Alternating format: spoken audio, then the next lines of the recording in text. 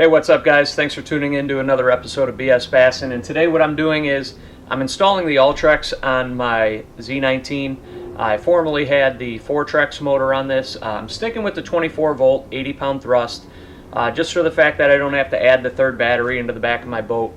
I really didn't have too many issues with my batteries running completely empty on me when I had the 80 pound Fortrex on it, and I did have it out in some high wind days for long periods of time. So I'm assuming that the Ultrex is going to use a little bit more battery life with the spot lock, but I want to walk you guys through the basic parts of the installation, or the more intricate parts of the installation opposed to the basic parts.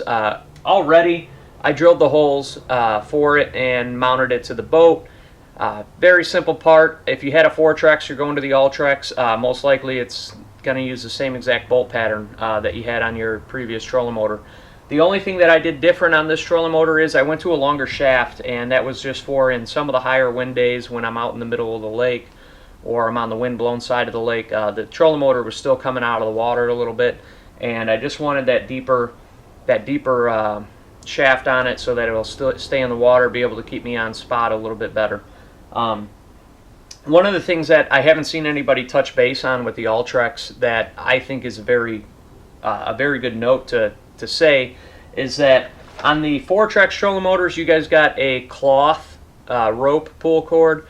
This one comes with a cable opposed to the cord. Very similar to like a G-force handle. The handle itself is different, but the cable is definitely heavier duty. I did have one of those snap on me on my Fortrex. MINNKOTA was very nice, sent me 2 replacements for it so that if it were to happen again, I wouldn't have an issue.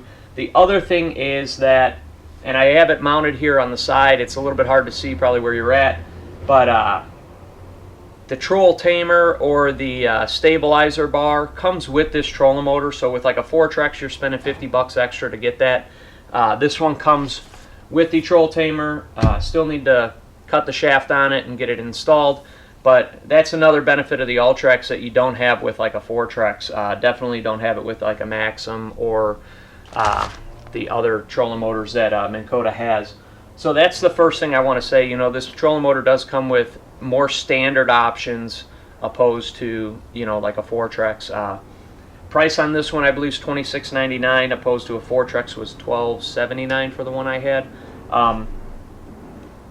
Definitely worth the money if you want to use that spot lock feature and still have a bass boat style or feedback style foot cable on this. The next thing we're going to touch base on, guys, is actually adding a Lowrance transducer to this. So this is not the Mega version. This is the regular US2, I believe, transducer that comes on this one. They do have the option with the Mega. I'm not sure if that is capable to work with Lowrance units, so I stuck with the standard, and I'm throwing a Lowrance down imaging transducer on the front. I want to show you how I wire this, and then also we're going to wire on the hydrowave as well. Alright guys, so I have the DSI transducer mounted to the bottom of this using the standard things that Lowrance sells for it. 1 cable tie or 2 cable ties on it right now. I do use a stainless steel hose clamp around the bottom. Some guys use a zip tie. It'll break off if you hit something. I trust the stainless steel. I feel like the housing that the DSI transducer sits in will actually break and hopefully not destroy the transducer. The other thing I want to make a note of, when you're running your transducer cable, which this was installed on my other boat, so it's got some memory in the cable itself with some bends. There's a channel on the back of the trolling motor shaft for the Ultrex that is not on the Fortrex, and you may be thinking that you could just run all your cables right back there. It's going to be nice, but the problem is when you go to mount it or to put it in the stored position, you do have this, which keeps your trolling motor from flopping back and forth. And if your cables are back there, it may get pinched, and over time it's probably going to wear them. So I like to run it straight up the side of the trolling motor shaft. And the first thing I'm going to do is I'm going to wire these on a little bit loose with some cheap zip ties before I permanently attach everything. Alright, so from here you could see that the DSI transducer is strapped to the bottom of the trolling motor, and the Hydrowave H2 is also strapped to the trolling motor shaft. and I have some zip ties reversed here going up the shaft, and I left slack where the unit actually rotates to the shaft, to the power cord and everything that goes down. The reason I did that is there's going to be rotation up here at the head unit, and then also this strap here for the foot pedal control is going to be deployed and in the stored position, so we're going to need a little bit of slack there. The other thing is I'll probably end up putting a sock over the cables here. And what I did was I followed down the shaft all the way down, and where my cables plug in, I have a small spot right here where cables can go underneath. So that'll allow me to run the transducer and hydrowave cable all the way down the cables for the trolling motor and then into or underneath my front unit.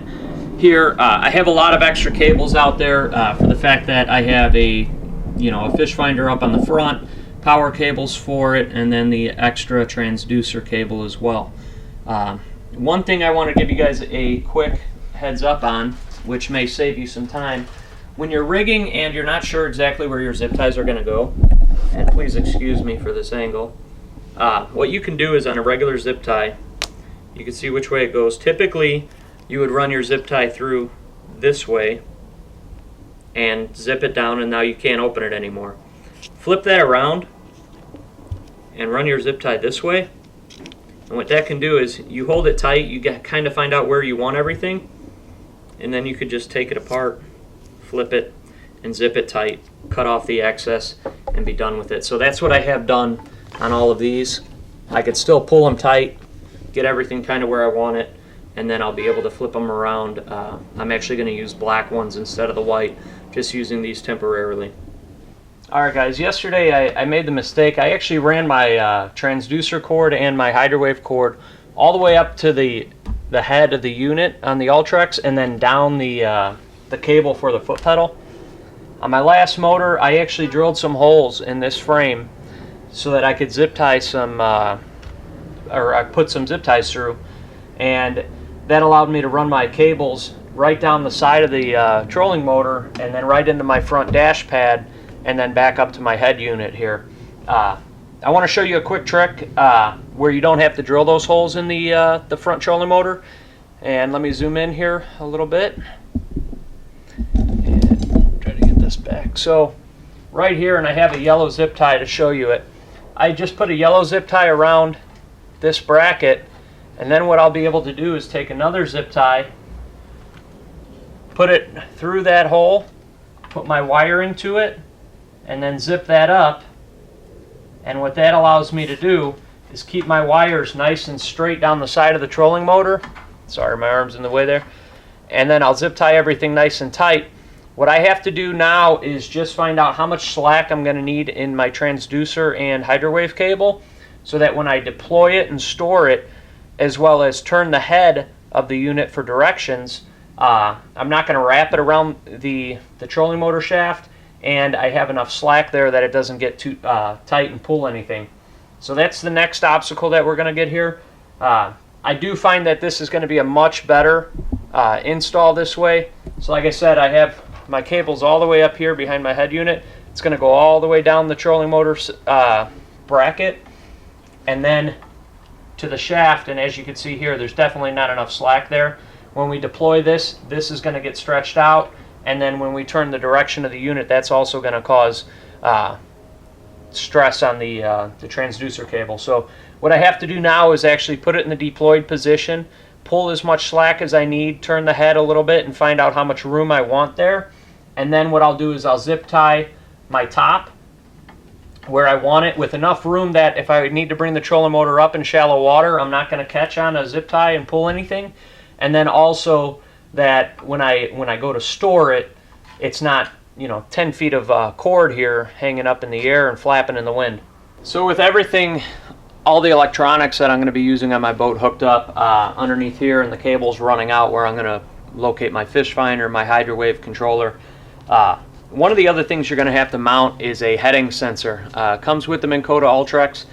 Alright guys, so after going through this a few times of trying to find out where I'm going to put my heading sensor, you know, you'll hear the magnetic trick of like using a compass and find out where, you know, if it changes direction when it's in the front, don't mount it in the front by the trolling motor. And the reason I'm still going to mount it up there is that I use the compass on my phone, and when I got by my trolling motor, yeah, it changed a little bit on the direction. But when the trolling motor is deployed, and just partially deployed when I'm trying to do the install, I don't get that error. And I'm not going to have or depend on that sensing location with the motor in the stored position. So I kind of feel that not mounting it up front is a useless thing to do. And I'll show you guys how I'm going to mount this real quick, and I'm going to put it real close up to the front where they're kind of saying you could have an issue, but it looks as if with the trolling motor deployed, it's not going to have an issue at all. Alright, so right here is where the opening is, where my old flush mount was, and I was thinking of putting it right there, but then my thought was I have all these other wires down there, and that can cause interference. So where I don't have any wiring is actually underneath this pad here, and I really can't step here. Plus it's really close to the front. It's going to give me perfect direction. What we're going to end up doing is, if you look at the bottom of this, there's a cable going straight through the bottom. You can run it to the side and do it external. I could run it up along the trolling motor here and then back in like the other wires, but instead what I'm going to do is I'm going to drill a hole dead nuts in the center where I want this to be mounted, and I'll unclip the zip ties here. I'll run that wire down there. I'll hook it up into the same power source, probably for my head unit or for my hydro wave, because I have two different power sources up front, and then I'll drill the two holes for the screws here and here. I'll mount that in, and then we can just wrap up this install. Everything will be done except for a little bit of wiring on the trolling motor, which I'll need to go to the lake to do anyway. Alright, so real quick with this up here in the position I'm going to want it, what I'm doing is I'm just going to mark about halfway the center point, and I'm just going to lay my screwdriver straight across there so I could see which lines I'm actually going across on this pad. Put a little mark there with the drill. And then I'm just going to locate that my height there is good and my location's good. I'll start in reverse.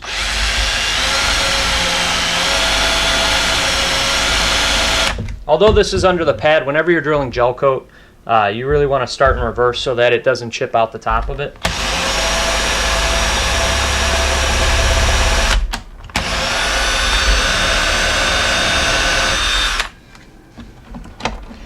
The only other problem is going to be with all my other wiring in here. It's going to be a little bit tight getting down to that position, which that's okay.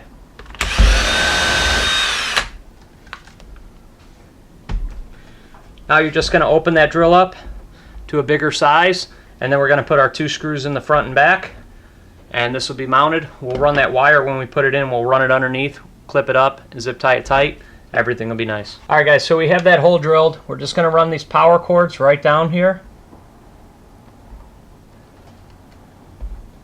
And remember, I use a small drill, then a bigger drill. I really hope this wire will feed out to the center so I don't have to stick my arm in there again, but there we go. Now we're just going to feed it from the top, pull it from the bottom. You don't want to kink your wires or anything, but so right here you could see at the top of this, maybe not with the light, there's an arrow sensor, or an arrow pointing in direction. That's the direction that you want pointing the front of the boat. Make sure this wire's not wrapped up at all. I'll set that there, right where we wanted it.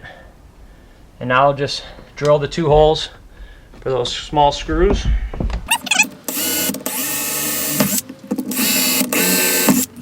That out of there. We got our screw gun here. We'll get that later. Pop this in.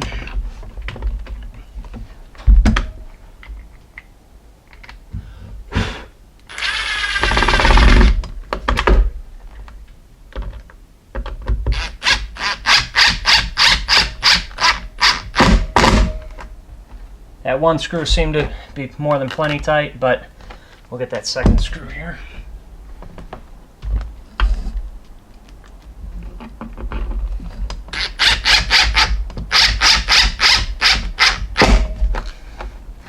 There we go. Heading sensors installed. We'll just hook up those 2 little power cables and this is done. Hey guys, wrapping up the Ultrex install, and the last thing that I want to tell you guys is all I did was shorten up the cables. I got out to the lake, launched the or deployed the trolling motor, and was able to figure out how much cable I needed so that I could deploy and store the Ultrex without any of my trolling motor or my my hydro wave cable or my transducer cable getting pinched.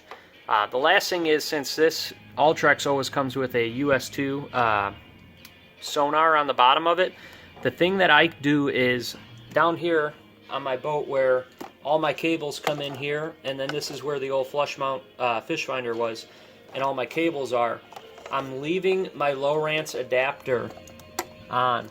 And for this reason, when I store it in here, if for some reason my transducer ever goes bad, my DSI that's on my trolling motor, what I can do is just take the 4 screws that take my cover that goes on here off, and that'll allow me to swap the transducer, and then on the bottom of my Lowrance right here, and that'll allow me to still have a 2D sonar in the front of the boat, even though my DSI transducer may have got whacked or something.